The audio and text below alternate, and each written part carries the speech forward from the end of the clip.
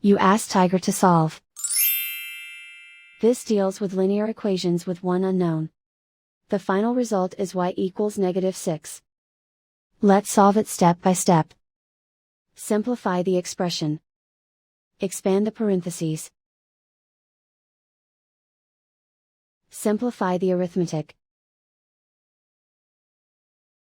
Group all y terms on the left side of the equation.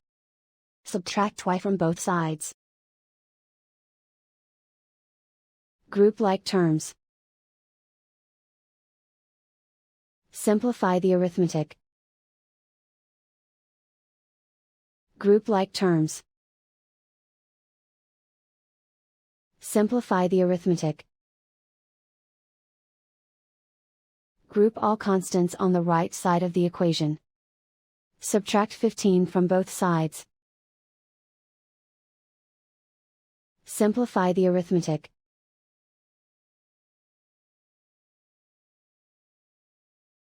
Isolate the y.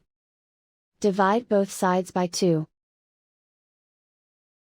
Simplify the fraction. Find the greatest common factor of the numerator and denominator. Factor out and cancel the greatest common factor. And so the final result is y equals -6.